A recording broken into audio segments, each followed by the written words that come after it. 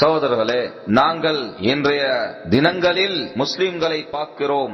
பல முஸ்லிம்களை பார்க்கிறோம். அவர்கள் காபிர்களுடைய பெருநாள்கள் வரும்போது அந்த பெருநாள்களில் அவர்களும் கலந்து கொண்டு கொண்டாடக்கூடியவர்களாக இருக்கிறார்கள். கிறிஸ்துமஸ் ஆக இருந்தாலும் சரி, நியூ இயராக வரக்கூடிய அந்த காபிர்களுடைய வருடத்தின் முதல் தினம் நியூ இயர் என்று சொல்லக்கூடிய அந்த தினத்திலும் கூட பல்வேறுபட்ட முஸ்லிம்கள் அந்த நியூ இயர் தினத்தை எடுத்து கொண்டாடக்கூடியவர்களாக இருக்கின்றார்கள். பெருநாளாக எடுத்துக் கொள்ளக்கூடியவர்களாக இருக்கிறார்கள். இந்த செயல் ஒரு மிகவும் பெரிய பிழையான செயலாக இருக்கின்றது.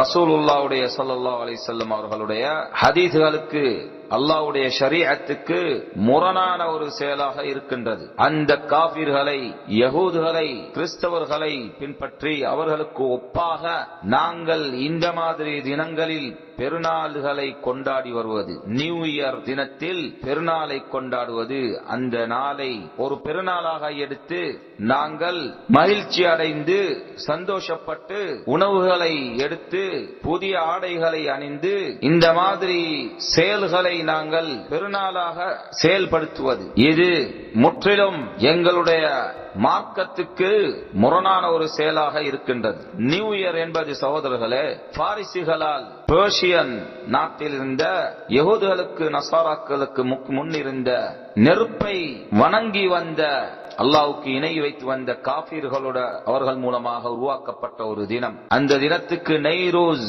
என்று கூறுவார்கள். அதாவது புதிய ஒரு தினம், புதிய வருடத்தில் புதிய தினம் என்ற பெயர் நைரோஸ் என்று கூறுவார்கள் அவர்களுடைய பாஷையில், புதிய தினம். எனவே இந்த நெருப்பை வணங்கி வந்த இணை வைப்பாளர் முஷ்ரிக்கீன்களுடைய வழியை பின்பற்றியவர்கள் தான் இந்த யகூதுகளும் நசாராக்களும். அந்த தினத்தை அவர்களும் ஒரு பெருநாளாக நியூ இயர் என்று கூறிக்கொண்டு அந்த நெருப்பை வணங்கி வந்தவர்களை பின்பற்றக்கூடியவர்களும் அந்த தினத்தை ஒரு பெருநாளாக எடுத்துக் கொண்டார்கள். எனவே சகோதரர்களே, நியூ இயர் என்பது முஸ்லிம்களுக்கு ஒரு நியூ இயர் அல்ல, ஒரு பெருநாள் அல்ல, ஒரு புதிய தினம் அல்ல.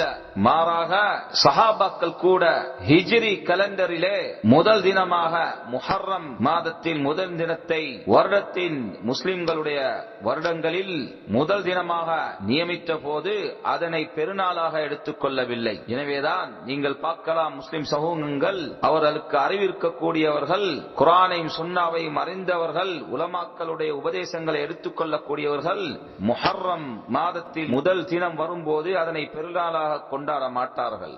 ஏன்? அதனை ரசூலுல்லாஹ் ஸல்லல்லாஹு அலைஹி வஸல்லம் அவர்கள் அல்லாஹ்விடத்திலிருந்து ஒரு பெருநாளாக எங்களுக்கு நியமித்து தரவில்லை.